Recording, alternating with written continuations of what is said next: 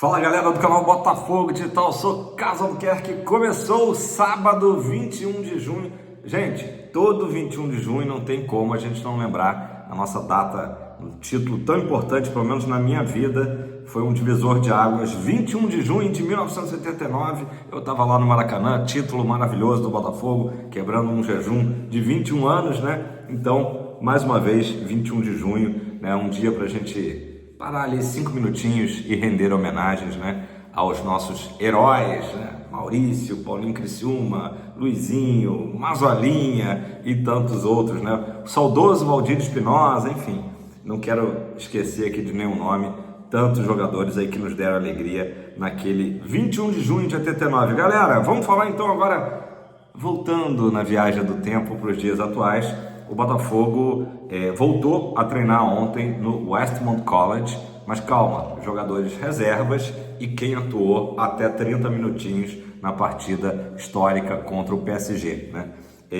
Hoje sim, os jogadores titulares voltam a treinar normalmente, visando a partida de segunda-feira, 4 horas da tarde, Botafogo e Atlético de Madrid, meio-dia, horário local.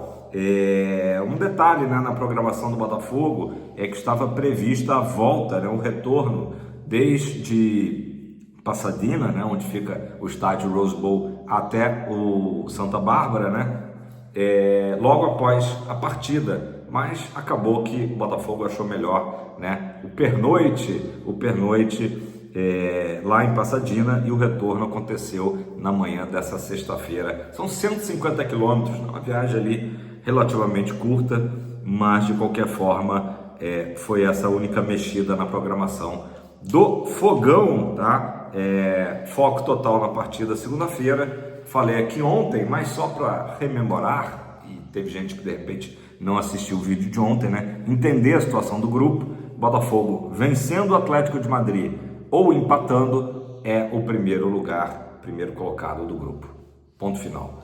Caso o Botafogo perca o jogo, até 2 gols de diferença, o Botafogo se classifica em segundo lugar. Claro que a gente está contando que o PSG vai vencer o Seattle Sounders, tá? Então, né, vamos, para facilitar as contas, o PSG ganha do Seattle Sounders, né? Não imaginamos uma zebra, né?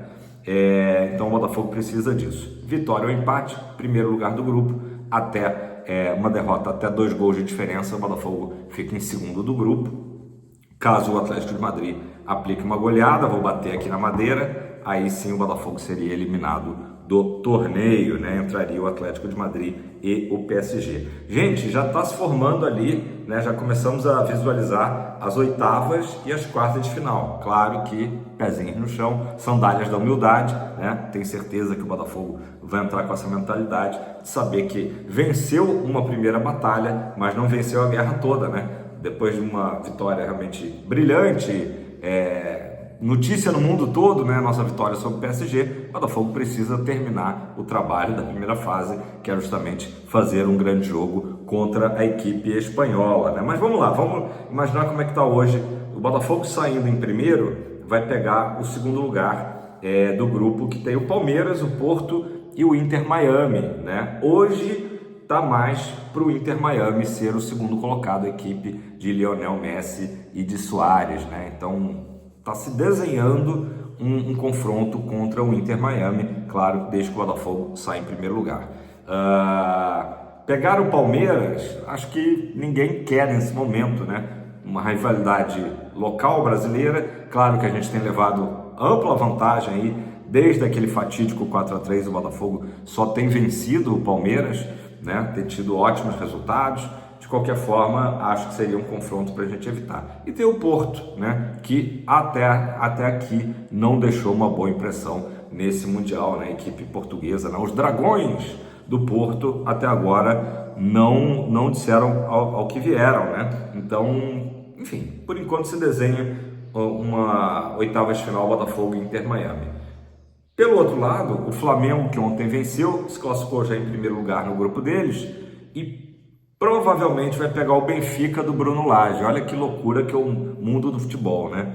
O Benfica do Bruno Lage. Porque o Bayern de Munique provavelmente vai sair em primeiro no grupo do Benfica, e o Boca, ontem inclusive o Bayern ganhou do Boca Juniors, né? 2-1.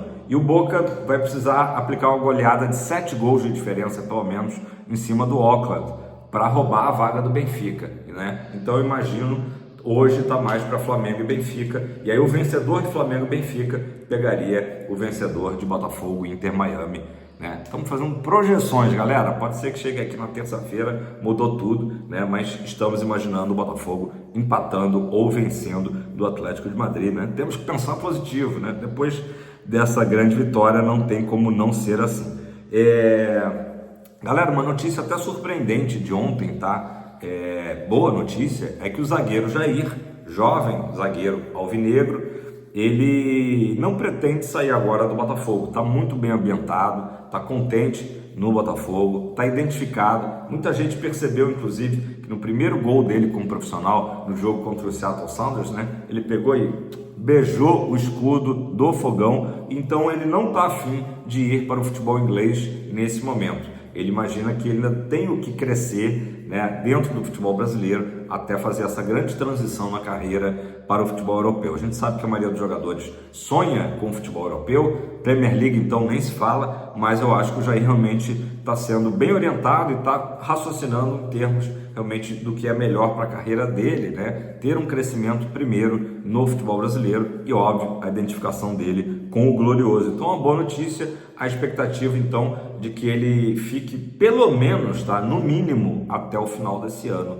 no Botafogo, tá? O Nottingham Forest, quando soube, né, desse desejo do jogador, inclusive ofereceu um aumento salarial na proposta que tinha sido feita inicialmente, mas por enquanto a tendência é que o Jair realmente fique no Botafogo, ao contrário da situação do Igor Jesus, né, que já houve inclusive troca de documentos entre os clubes e assinatura, o nosso Kamehameha, né?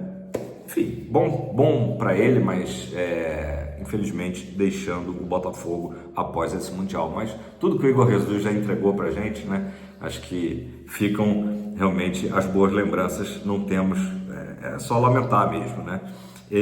Galera, a CBF, através do seu novo presidente, né, o Samir Chaoud, tem até que ler aqui o nome dele, porque é difícil de lembrar, Samir Chaoud, se encontrou ontem com o presidente da FIFA, né, o Gianni Infantino, e se apresentou primeiro, falou que a CBF quer trabalhar um pouco mais próxima da FIFA, fez aquela política, né, e que o Brasil teria desejo de sediar o próximo Mundial de Clubes marcado para 2029, né? Existe, né, uma conversa de que os Estados Unidos seja novamente a sede em 29, né? Porque por mais que a gente saiba que os Estados Unidos ainda não é um país que respira o futebol como nós brasileiros ou os próprios europeus, mas os Estados Unidos tem a questão da estrutura, né? Acho que é o único país do mundo que a gente pode dizer que tem diversos estádios, né, que são do mais alto nível, setor hoteleiro pronto para receber não só as equipes que jogam, né, as 32 equipes, como também os torcedores, setor de transporte, enfim, malha rodoviária, voos, tudo, né, realmente é favorável aos Estados Unidos. Então existe a princípio a ideia dos Estados Unidos, que já vai ser sede, né, junto com México e Canadá, da Copa do Mundo no ano que vem, os Estados Unidos ser a sede do próximo Mundial de Clubes. Mas o Brasil mostrou esse desejo e o Gianni Infantino foi muito, pelo menos, educado, né? Acolheu esse desejo, falou que é justo, inclusive ressaltando a campanha dos clubes brasileiros até aqui, Botafogo, Flamengo, Fluminense, Palmeiras, né? Fazendo boas campanhas, bons jogos, né? Hoje tem um jogo do Fluminense contra o Ulsan, né? O único brasileiro que ainda não venceu na competição, mas, né, deixou uma boa impressão na estreia. Galera, falei do Boca Juniors, né, que perdeu ontem 2-1, um jogo golaço, aliás, do Boca Juniors, né? Golaço. Eu ainda fico com o gol do Igor Jesus contra o PSG, mas esse gol do Boca entra no rol aí do candidato a golaço do Mundial, né? Não sei se vocês viram, comenta aí embaixo. Muito bonito, mas acho que o conjunto da obra ali, da jogada toda, do gol do Igor Jesus, ainda é o gol favorito, né? Eu sou suspeito. Mas vamos falar de um torcedor, né? De um perfil de um torcedor da equipe chinesa, né? Do Boca Juniors, que ontem viralizou no Twitter, já bateu mais de 1 milhão de visualizações, também um número enorme de curtidas, que é um Twitter muito simples e cirúrgico, né? Vai direto ao ponto, né? Que ele escreveu ali durante a partida entre Botafogo e PSG. Botafogo jogava no Maracanã com Garrincha para mais de 100 mil pessoas antes da existência do PSG. Literalmente o PSG não existia, né, nessa época. Está vencendo um clube grande e com história. Então esse tweet aí viralizou e é verdade, né? O PSG é uma equipe relativamente nova, né? Falando em termos históricos do futebol. O PSG foi fundado em 12 de agosto de 1970, né? Coincidentemente 66 anos depois do Botafogo Futebol Clube, né? Aquela fundação, o Botafogo tem algumas datas aí de fundação, né? Depois tem, enfim, a integração do Botafogo Futebol Clube com regatas, mas o Botafogo Futebol Clube 12 de agosto de 1904, né? De 1904. Então, 66 anos exatamente separam essas duas fundações e esse tweet aí viralizou. Gente, ontem foi aquele dia da imprensa internacional, né? Repercutir a vitória até certo ponto surpreendente do Botafogo e espetacular, né? Então, muitos elogios de um modo geral realmente a essa grande vitória do campeão da América, né? E o Botafogo, claro, pés no chão, a gente está comemorando, a gente está celebrando o que para muitos é como se tivesse sido uma conquista já de mundial, né? Campeão da Libertadores contra o campeão da Champions, mas a gente sabe que temos uma missão a cumprir na segunda-feira. John Textor, né? O homem não para. John Textor fez um depoimento à TNT Esportes dizendo que é muito fã desse formato de Mundial de Clubes, tá curtindo demais, dá para ver que o Textor tá que nem pinto no lixo, né? Ainda mais lá na sua terra, nos Estados Unidos. Então ele elogiou muito, falou, olha, a diferença para uma Copa do Mundo, que a gente também adora na Copa do Mundo, claro, todo fã de futebol adora, é que as seleções se juntam mais em cima da hora, não tem tanto tempo de treinamento e tal, antes de uma Copa. O clube não, né? Os jogadores já se conhecem, convivem normalmente, então tem essa questão até de se esperar um evento melhor, tecnicamente falando, né? Jogadores mais entrosados, enfim.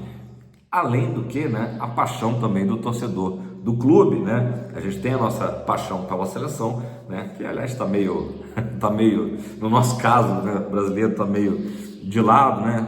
Mas a paixão pelo clube realmente é algo inacreditável. Então ele citou que também é importante você comparar as ligas, né? É uma oportunidade única de você comparar o nível das ligas, né? E esse foi o debate ontem o dia inteiro, porque já tivemos a vitória do Inter Miami, né? O clube dos Estados Unidos vencendo o Porto, né? Foi o jogo ali que abriu o portal. Depois Botafogo vencendo o PSG, ontem o Flamengo vencendo o Chelsea, né? A única vitória dos europeus foi justamente esse jogo do Bayern de Munique, 2-1 no Boca Juniors. Então, digamos com 3-1 para a América do Sul, e isso mostra realmente a força do futebol sul-americano, que nos últimos anos era quase que desprezada, né, pela Europa, então nem se fala. Mas a gente mesmo tinha dúvidas como seria, né, um confronto no mais alto nível, um jogo oficial valendo mundial da FIFA, né, confronto entre um sul-americano e um europeu. Se nos últimos anos os interclubes disputados, seja no Japão, seja em Dubai, onde for, os europeus dominavam amplamente, não é o que está se vendo agora lá na terra do Tio Sam. E o Textor destacou que esse mundial precisa crescer, e o crescer não exatamente significa aumentar o número de clubes, o que inclusive já é cogitado, mas sim crescer de ter mais atenção, mais investimento ainda, porque é um tremendo sucesso até agora, né? É uma febre, né? Pelo menos nos países aí que acompanham muito o futebol. Então o Textor elogiou muito, né, o formato e, claro, está empolgado de ver, né? Falou inclusive disso, né, que é uma honra, né, uma honra para o nosso clube, óbvio, falando do Botafogo, estar medindo forças com as principais equipes mundiais, né? Estamos entre elas, né? Essa que é a verdade, é o que eu acabei de falar aqui, né, do tweet aí. O Botafogo, antes do PSG existir, já tinha, né, sido base da seleção brasileira aí, 3 mundiais, né? E também campeão brasileiro 68, cedido aí os principais jogadores históricos da Seleção Canarinho, beleza? Galera, é isso. Ótimo sábado para todos vocês. Hoje teremos alguns jogos, não muito interessantes, né, no meu ver, mas a gente segue acompanhando o Super Mundial e, claro, focados na nossa decisão de segunda-feira. Lembrando que na segunda-feira, 4 da tarde, vai ser simultâneo o jogo do PSG com o Seattle Sounders, né? Aquela questão que vai acontecer em todos os grupos, né? Sempre os jogos serão no mesmo horário para ninguém ter a vantagem ali de já saber o resultado, enfim. Tamo junto, fogão pra cima sempre, comenta aí embaixo, dá o seu like e é tempo de bola fogo sempre.